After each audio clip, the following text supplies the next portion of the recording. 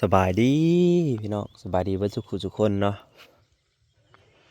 ตื่นเช้ามากับมือจะมารีวิวทางให้เบิ่งเลยเด้อพี่น้องเด้อไปเบิ่งน้ำกันพี่น้องรีวิวทางชัดไป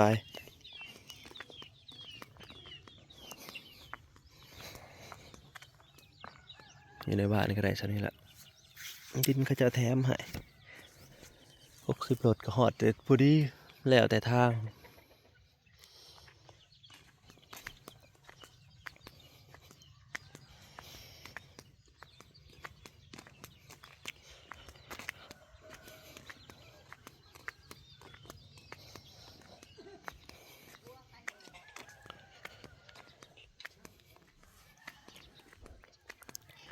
ย่างเบิ่งพี่น้องไกด์อะไรก็เดียวเบิ่งน้ำกัน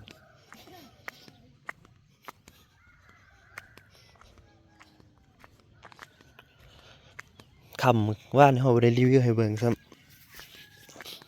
ำและไปตามหลักขัวน่ะหลักไฟแล้วพี่น้อง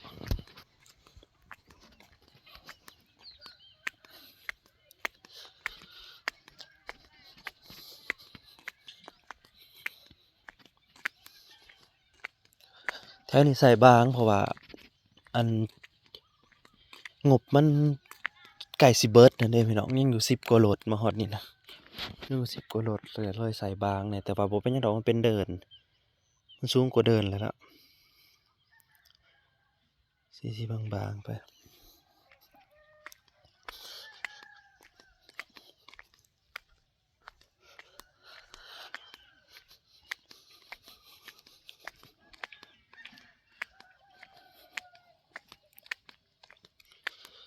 ย่างไปเบิ่งน้ำกันพี่น้องเอ้ยว่าเฮ็ดแล้วก็ยังบ่ทันรีวิวให้เบิ่งเลย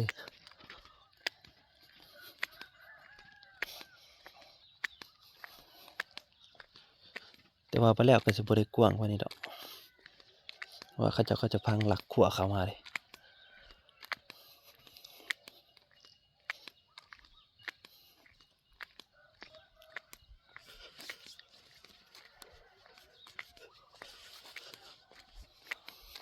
ก็จะพังเข้ามาหลายเติบจ้ะ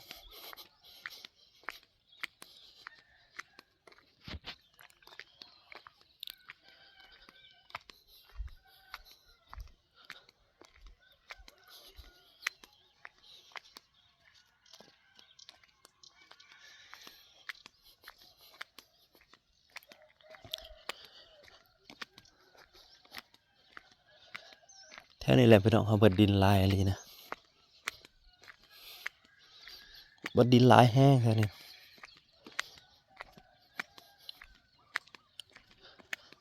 เบิดอยู่ในนี่เบิดอยู่40 กว่าโหลด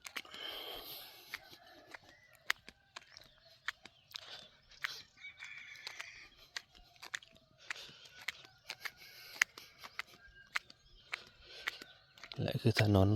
เข้าบ้าน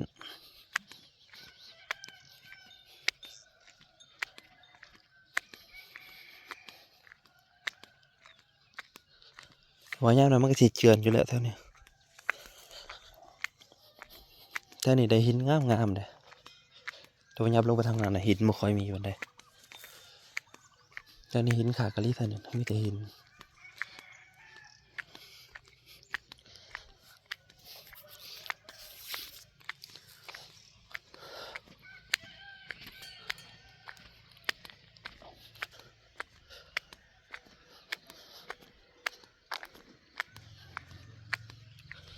และพายางเบิ่งสุดเลย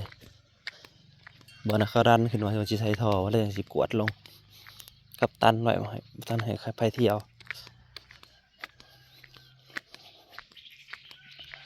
นี่ใส่ท่อได้ยามนะฝนตกมามันยากต้องใส่ท่อ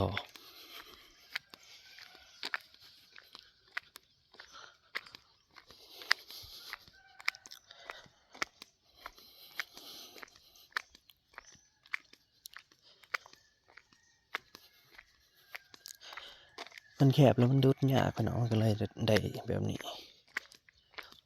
มันดุดยากมันแคบตรงนี้จะใส่ท่อ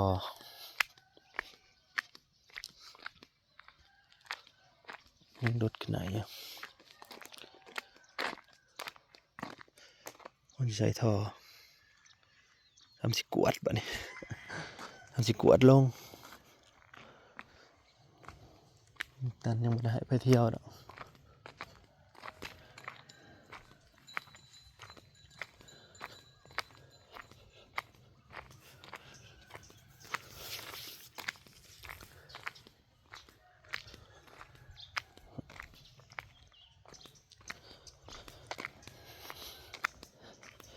ยาถอมาใส่ซะก่อนช่วงนี้ก็ยังสิมีคนเที่ยวได้อยู่เพราะว่ายังบ่ทันได้ปิดทุกเขาเจ้าบ่ทันได้เฮ็ดหัวเด้แต่ว่าพอย่ามมันมาเลยยามหน้ามาเลยถือว่าเขาจะปิดทางเรียบร้อยต้องรอให้เขา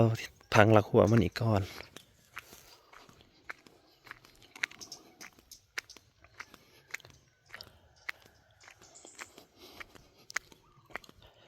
แถวนี้มีแต่หินกับกะลิใส่หินแบบหินล้วนๆเลยหินนั่นน่ะหินก่อนหน่อยๆนะ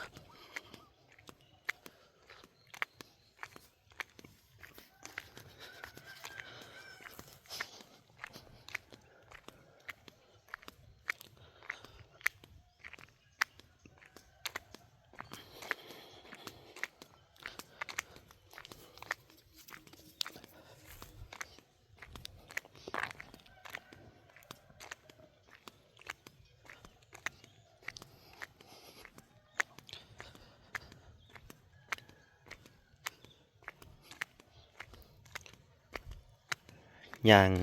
ไกลเติบอยู่พี่น้องประมาณอยู่200 เมตรนะ200 เมตรงบ30,000ในการถมคันเข้าหมู่บ้านคันหน้าตรงนี้มันก็บ่เบิดหลายดอกพี่น้องแต่ว่าตรงนี้นะมันยามน้ำมาแล้วมันเต็มเลยเต็มแล้วก็เลยน้ำขึ้นป้าน้ำขึ้นถมน้ำขึ้นยันน้ำมันหัวลงเขาก็จะปล่อยลงข้างนั่นมาเนี่ย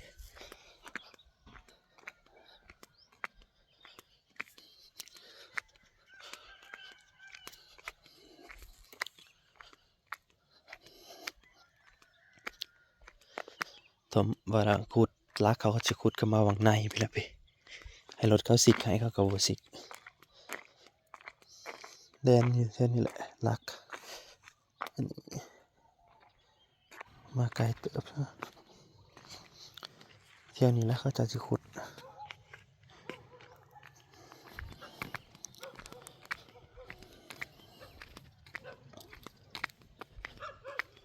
พี่น้อง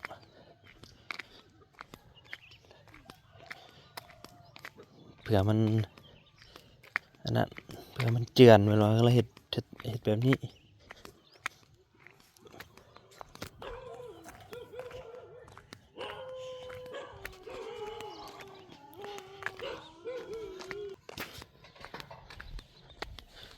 นี่แหละพี่น้องได้ซ้ำนี่งบ30,000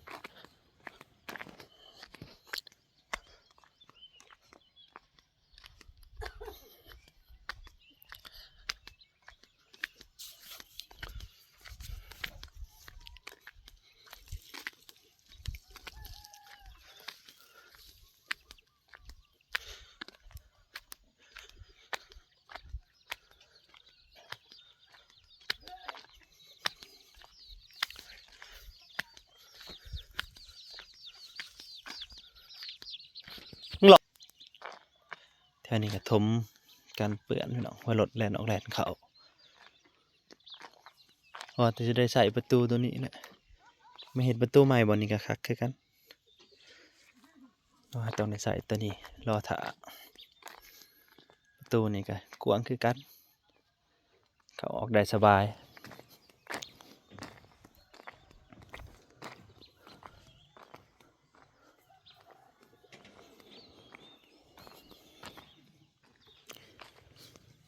ตามนั่นแหละได้ซ้ำนี้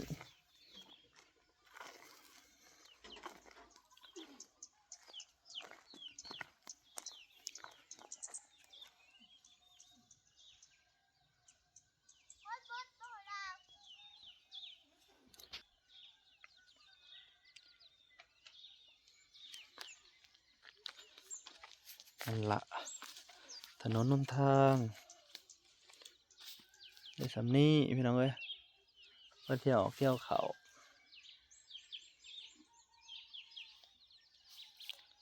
จะได้ก็ขอบคุณวัสุขุทุกคนที่ติดตามรับชมเนาะ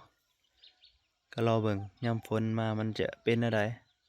แต่มันก็มีหินอยู่แล้วเลยหินหลายอยู่มีหินอยู่แถวนี้กันคือสิบ่ลื่นบ่ลมบ่นั่นแล้วเนาะมันก็บ่ได้เที่ยวหลาย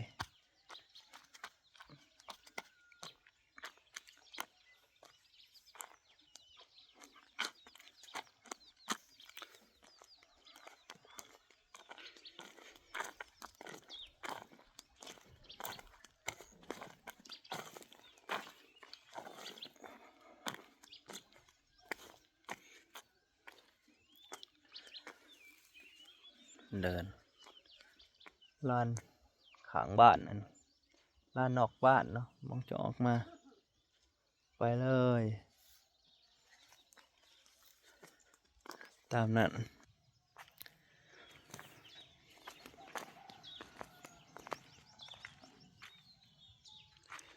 วานนี่รถดินลมได้วานมาหอน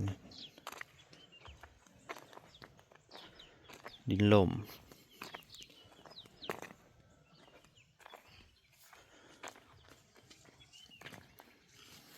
มัน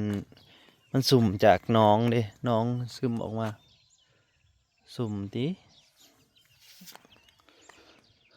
ลม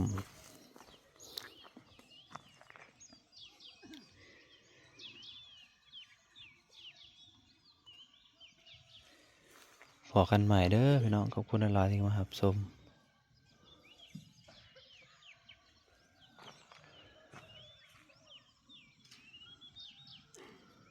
ขอบคุณเบิร์ดสุขุทุกคนเนาะ